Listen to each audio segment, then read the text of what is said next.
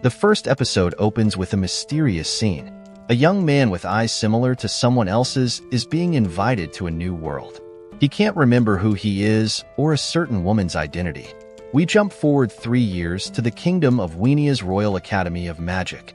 A student named Sabil, known as the lowest ranked in his year, has been summoned to the headmaster's office, causing a stir among his peers. We're introduced to Lou Christas, a peculiar witch who arrives at the academy demanding to see Headmaster Albus. She creates quite a commotion, even threatening a student to get Albus's attention. Headmaster Albus finally appears, revealing that she summoned Sabil for a special field program.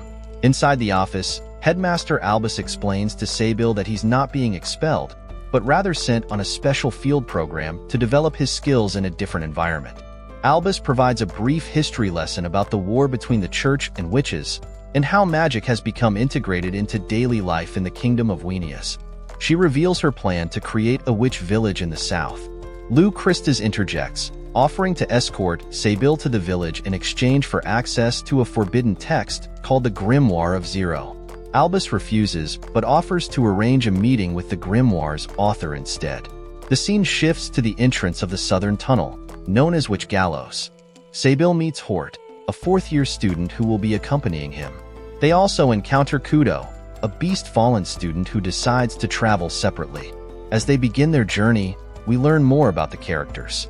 Hort is revealed to be the top student, while Sabil struggles with controlling his magic.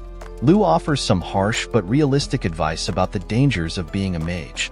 Unknown to our travelers, a group of witch hunters is planning to attack them, specifically targeting Kudo, the Beast Fallen. At an inn, Sabil and Hort learn that Kudo's group was attacked by supposed thieves. Lou deduces that they were actually witch hunters, and that Kudo sacrificed himself to protect his classmates. Lou leaves to rescue Kudo, ordering Sabil and Hort to stay behind. However, the two students use magic to track Lou's location, determined to help. The first episode ends on a cliffhanger as Sabil and Hort find Kudo's severed tail, hinting at a violent encounter with the witch hunters. The next episode is titled, Don't Call Me a Traitor, leaving viewers wondering about potential betrayals within the group. The second episode begins with a group preparing to move out. There's tension in the air as they discuss whether Kudo, presumably a lizard-like character, has died. They speculate that Kudo might be able to regrow his tail, which they decide to take with them. Hort and another character discover 3 sets of footprints on the ground. They deduce that one belongs to Kudo, another to Professor Los, and the third to a witch hunter. The realization that they're dealing with just one enemy, possibly a professional from Ignis, sets in. We learn about the Arbiters, former death row inmates recruited by the church to hunt witches.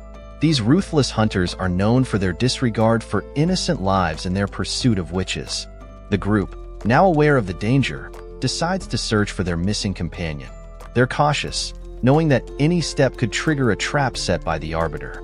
The scene shifts to Kudo, who's caught in a trap. He's confronted by the Arbiter, known as the Tyrant. Kudo attempts to escape, but finds himself outmatched by the Arbiter's skills and traps. In a moment of desperation, Kudo reflects on his past and his desire for protection. He wonders if staying with his companions would have been a better choice. Just as the situation seems dire for Kudo, a new character enters the scene. Lou Christas, the Dawn Witch and Pact Holder of the Staff of Ladens. She introduces herself as a teacher from the Magic Academy, coming to protect her students. Lou confronts the Arbiter, showcasing her impressive magical abilities. However, the situation takes a turn when the Arbiter manages to capture Sabe, one of Lou's students, and uses him as a hostage. Lou is forced to surrender her staff to protect Sabe. The Arbiter reveals his plan to acquire both the Staff of Ladens and its Pact Holder.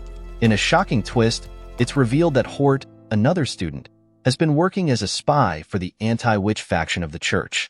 We see flashbacks of Hort's troubled past and the circumstances that led to this betrayal. Despite the revelation of her betrayal, Hort decides to take action. She uses magic to attack the Arbiter, showing her true allegiance lies with her friends and teachers. In a desperate move, Sabe grabs the Staff of Ladens, risking his life to save his companions. This action triggers a powerful magical reaction. The aftermath of Sabe's action is revealed. Miraculously, everyone has survived.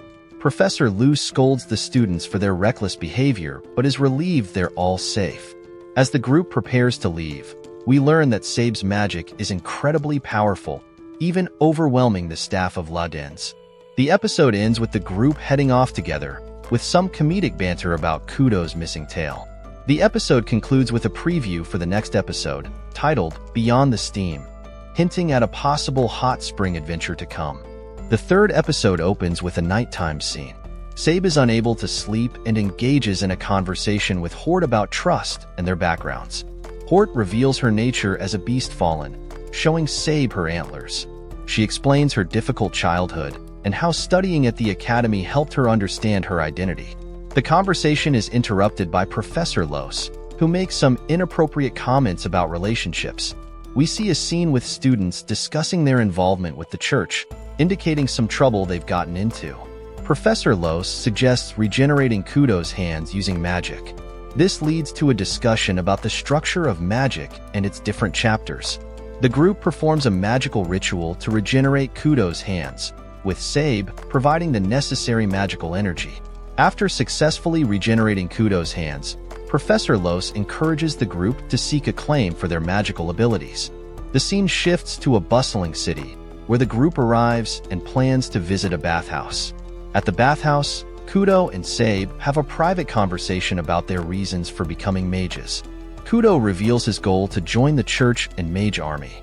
Kudo shares his backstory, including his experience during the disasters of the North and his encounter with the Dragon Conqueror King, which inspired him to join the church and mage army. The intimate conversation is interrupted by Professor Los, who inappropriately enters the men's bath, leading to a comical scene. The narrative jumps forward, describing how the journey progressed smoothly after the initial mishaps. Professor Los proves to be a knowledgeable and helpful guide. During a conversation, the group discusses Professor Los's future plans. She expresses her desire to meet the Mud-Black Witch, the inventor of magic. Professor Los explains her perspective on life as a 300-year-old witch, emphasizing the importance of new experiences and entertainment in her long life. The peaceful journey is interrupted when a stranger warns the group to hide, hinting at some danger ahead. A mysterious barrier is activated to hide the group, revealing the presence of magic in the area. A threatening figure searches for the hidden group, suggesting violence against children if they don't reveal themselves. The barrier is broken, and a confrontation ensues between the group and the mysterious attacker. The attacker retreats, but not before hinting at a larger scheme in play. The scene shifts to a village, where a child named Leos returns to his father, mentioning that he was saved by mages. The third episode ends with a preview for the next episode, titled, I'm Not Afraid to Die, featuring a brief comedic exchange about a fluffy creature. If you enjoyed this video, please like and subscribe to the channel. This helps us to keep posting new videos. Thanks.